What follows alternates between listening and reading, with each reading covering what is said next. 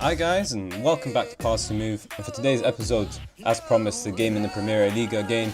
Firenze, of course, being our opponents, we are away from home, so of course things will be a little bit more pressured, I suppose. Expectations always remain the same though for us to beat them. And just to give you a quick update on a couple of things. So in terms of the league table, of course we're in the middle of January now, so January transfer window, and as you guys know from the last episodes, or last few I think, a couple of players went out, so hopefully we can sort those out and get some decent money in and get some decent players in as well. Maybe bring back some loanies as well, but we'll talk more about that afterwards. So 16 games have been played over the season. That means there's only one more game to go to mark the halfway line, and so far so good for us. So we're at 35 points with Porto, who are in first place, on 38. Benfica recovered from the kind of poor start, and they're in second, just 2 points away from us. So we're doing quite well. We're hopefully going to qualify for the Champions League. Got a nice little safety net against Sporting there with 5 points, and I would say that's safe. That's pretty good, and considering that it will take more than 10 points for us to drop out of the Europa League spots, we will at least meet expectations quite comfortably. So yeah, in terms of what happened since last episode, not too pleasing. So we did show you that Tondela game in the Taça de Portugal 5th round. Of course, that means we qualified for the 6th round. We managed to get thumped by Rio Ave away from home 3-0, so at least it's away from home. It's kind of better. Of course, 3-0 is just very disappointing. 1-0 though followed it against Estoril, and that win was crucial, of course, and the sittable one as well was just a draw, but we still managed to qualify despite it. Against Primeira though, very back and forth game, I suppose, but we did manage to end up winning. Yeah, I think that's right. Is that grammatically correct? Either way, we won 3-2 against Primeira, and of course, a win is a win in the end of the day when it comes to Primeira Liga, and so we'll take the 3 points either way. And I think we can just get into today's game. We'll talk more about what's going on, and we'll even talk about which players we've selected, and we'll get all into that in just a second while the players warm up. So, definitely not an easy game. There is no such thing as easy games in football anymore. So, despite the expectations of us winning today's game, we are, as I mentioned, away from home. But we'll still be favourites. There's favourites in the odds and the match analysis. They both expect us to win. Yeah, let's see where they are. So they're going to be trying to get into Europa League spots, so they'll really be going for this win, but so will we, especially because Porto and Benfica, I just noticed that now, but they are playing each other, so someone's going to drop, and hopefully, it goes by match result. I'm not sure, I can't really remember who we beat this season, but it's match result first and goal difference, so either way, if we put ourselves in being in a position with, equal to points with one of them, that'd be perfect for us. So huge game. I actually didn't realize how important it'll be, so it's a good thing for you guys, and it looks like we picked a good game for this episode. Let's see, let's tell them fans are expecting a result. Away from home, it's always a good thing to tell your players to recognize the fans, and their importance to the team, and to perform for the fans as well, because it's really important to remind them of that all the time, the players. At home, it's a little bit less, not as necessary to say, because of course it's the away fans who actually really travel with you guys and go through all that trouble. But anyways, just in terms of updates while this, the highlights in the game sims, Eduardo obviously asked to leave to go to Vigo. Not sure why I said obviously, he's only just asked, but yeah, he asked to leave to Vigo. It's disappointing because he's had a very good season so far. If you asked last season, I wouldn't really have cared. I would have, easily sold him, no problem. But he's hell bent on leaving. I don't want any players that don't want to stay with me. He insisted that he wanted to play in the better division. It's nothing about the team, nothing about Champions League. So I did have to sell him in the end, but we did get some decent money for him, I suppose. At least his value is worth. And yeah, so we still need a replacement for him. We're looking. It's obviously a January transfer window. I'd prefer to get in the ready-made player because he was our first choice left winger. But it might look like because of the lack of money in our team, in our finances, obviously, we might have to consider bringing in a youngster with potential instead. But yeah, in terms of the game against Rio Ave, we were missing Danilo because of his suspension. But yeah, it was definitely a shocking performance, particularly from the goalkeeper, who I think ended the game in the very low sixes. Firenze are looking really dangerous with this attack, and they look like they might create something here. Can we win the ball? There you go, Danilo. Ball winning midfield, of course. Hassan, don't lose it. Yeah, nice little dribble there. Is he going to play anyone through? Is he going to take a stupid long range shot? Please don't be the latter. Instead he loses out, but Santos is through, and he makes no mistake to score. That's perfect timing for us. Just when they look dangerous. To be fair to them, to be fair to us rather, they only had one shot, so I don't know why they look so dangerous. Maybe it's just me being paranoid. Anyways, we did draw Vit Setúbal in the Taça de Portugal's 6th round, so that'll be interesting to see as well. You know, they're always kind of a tough team, I suppose. I think we drew against them in one of the league in the cup games, so that means you know, this is a different cup competition, but you know, they'll be hoping to get one up over us. Fabinho. Oh yes, Maradona. He has a tendency to make stupid mistakes. Hopefully he doesn't do anything stupid here. Alright, not too bad. Oh, Fonte's free. There you go. It's always nice playing a 4-3-3 versus a 4-4-2 because the 4-4-2 has no dominance in midfield and it helps us keep possession even more. Having said that, I just realized Firenze are actually on 55% possession, so my boys are doing something wrong. Ooh, not a bad shot from Santos. Anyways, of course, the facilities have finally been upgraded back in December, and in fact, the board have accepted more upgrades. I don't think they necessarily have the finances for it, so I expect it to fall through. But it's just really good to see the board accepting, you know, improvement. They always want to consistently improve, so that's perfect for me. And hopefully this one doesn't actually fall through. But you know, I think it's about 10 million combined for training facilities as well as youth facilities. And we've only got about like 7 mil in the bank, so I'm not sure what the board are expecting to do. But yeah, it's just good to see, and you know, because the facilities have improved, it means more players on the transfer market are available to us. You know, they're happy to come to us. Oh, what a goal from Hassan! I literally just told him off before the game about his poor form. Hopefully he has a consistent run of goals in games, really, because it's been disappointing as his first season.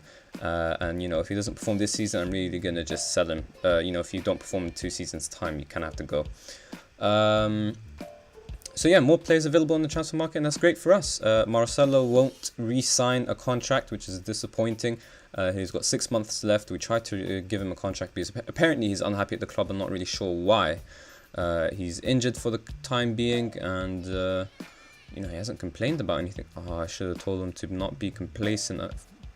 This is a problem about talking and don't get to focus. But I'll tell some of these players to bear in mind that they're on a yellow. I'm hoping they go on and focus. I'm actually going to tell them concentrate through the team talk, not this one. Not even team talk, is it? It's the team shouts. Oh, it is a team talk, apparently. Touchline team talk. Well, anyways, I'll tell them in just a moment's time if I remember. Anyways, against Estoril, they had a man sent off, and it was an okay performance from us, but yeah, should have been easier without a doubt. You know, scraping by 1-0 is not too good, but considering how we recovered from the 3-0 loss against Rio Ave, you know, I can't complain too much. Bruno is the player that we brought back from loan. He's a bright prospect, the brightest out of them all. I was supposed to bring back Martinez, but instead we've brought back Bruno as a substitute to Fonte, you know, the backup to him. Actually, we'll bring him on now. And obviously the reason is that Chakas got sold. Well, I was going to say sent off. No, he's not sent off. He's just been sold. You know, we accepted the transfer ages ago. I think we even showed you us accepting it, but either way, we accepted the transfer ages ago, so we knew it was coming. We were just thinking about who to bring in, and you know, whether it's worth investing in someone else or bringing in one of our youngsters. So Bruno was actually playing in Chaves, so he's already ready for the Primeira liga, and so it kind of made sense just to trust in what my scouts or my coaches think will be one of the brightest players at the club. So it's just logical. And Martinez hasn't, you know, he's not necessarily doesn't have the same potential, so it just again makes sense to invest in our youngsters, trust our youngsters, so players are more likely to come to us. Alright, so we'll just finish off the last couple substitutions. It should bring about maybe another goal, and Fran Sergio hopefully will solidify defense at the same time. So yeah, the point that we only needed a single point against Setúbal to qualify, so it was good for us to get that. We met expectations by qualifying into the semi-finals, and we did draw Porto, so it's going to be a really tough game. But of course, in cup competitions, anything can happen. So be very interested to see what happens in that fixture. But yeah, currently there's no real stability in the team. We need to perform consistently. Just, you know, I'm not talking about results, I'm talking about more like trophies, that type of thing. The players, so we can try and make players actually want to stay. You know, it seems like every transfer window there's someone asking to leave, so it's disappointing. And hopefully if we perform well, stay top of the league type of thing, you know, players won't really want to leave. And that type of, you know, players asking to leave, but I'm not really willing to sell them. I would only tell them yes, but when they try and dictate to me how much I sell them for, I kind of piss them off and tell them you're not leaving in the end. So it makes you know, some other players unhappy. And all right, so there you go. I think it was a draw in the end. Oh no, Benfica beat Porto, so we're level with Porto. Have we played them yet is the question. I think they beat us already, you know. I think one of our losses are to Porto. We'll check in just a moment. But either way, at least we're level on points with them, and we're just 2 points away from Benfica. So huge win in a very crucial league fixture. So Sporting won their game too, so they're staying with us, but we're still 5 points away. A nice little safety net, as I mentioned. But yeah, the morale definitely gets affected by these type of things. Players asking to leave, me refusing, all that business. And against Ferreira, just a very much needed win after what's been happening. Still shaky to end in 3-2, but of course it's, you know, better than nothing. And like I said, 3 points is better than nothing at all. So we're close to Porto and close to Benfica now, much closer. And what helped get away from Sporting and you know, get the safety net of 5 points was actually that Sporting lost in that last fixture that we played, where we did win against Ferreira. So that's what made it an even more important win. You know, it was more than just winning 3 points. It was a very big win, and again we followed it with this really big win too. We'll have a quick look actually at top goal scorer. So top goal scorer Raniel, 9 goals. Danilo has actually taken over the average rating. Most assists are still Santos, and Danilo still of course got the pass completion, yeah, definitely most yellow cards. He's gotten sent off before for us as well, so he's level with Jubal on 1 red card. And Santos played 6th player of the match for the Wolves. I said he started off the season quite slowly, but he's just been on fire recently, and it's really great to see. So in terms of when we'll be back for the next episode, there's always 5 games time. Unfortunately, we won't be showing you the Porto semi-final. The likelihood is we'll lose, and also it's not in the 5 games time thing. So it's 1, 2, 3, 4, 5. We'll be playing Vincitable, who God knows what will happen here in the Taça de Portugal 6th round. It'll be interesting to see how we perform against them in the league. They're kind of a tricky team for us, as you can see. So these are past results. We've only beaten them once. And so when it comes around to that game in the Primeira Liga, it'll be, you know, I guess interesting to see whether we can actually finally win against them. So the latest result was the one we played in, we just played them, yes, true, in January, 1-1 draw in the League Cup. But, you know, stakes are different in the Primeira Liga. So yeah, that's 1, 2, 3, 4. Condela will be interested to play as well. They're trying to vie for Europa League. Aruca are in 17th, so trying to get away from the relegation zone. But expectations is that we beat both these teams. Cup games, Porto, we're playing on neutral ground, but I don't see us winning. The ready odds are on Porto winning. I'm really not sure how it's going to go. It's very unpredictable against the top 3 teams in the Primeira Liga, you know, or in Portugal basically. Sometimes we beat Porto, sometimes we don't. The same goes for Sporting, same goes for Benfica. Let's get past results. So we beat them once and we lost twice. Very close in beating them in this performance actually. I remember this result, 3-2, but it didn't end well. So maybe the point is, it's always been tight. So again, very interested to see how we'll perform. But again, in the end of the day, we've met expectations by reaching the semi-final. And so maybe if we reach the final, then we can consider showing you that game. But otherwise, it just doesn't really make too much sense. So we'll show you the game against Setúbal, and hopefully that one will go well too. And hopefully we'll be much further ahead in the Primeira Liga and these cup games too. Let's see if we do show you this one. 1, 2, 3, 4, 5. So you will get the second round leg against Leicester. That'll be very interesting too.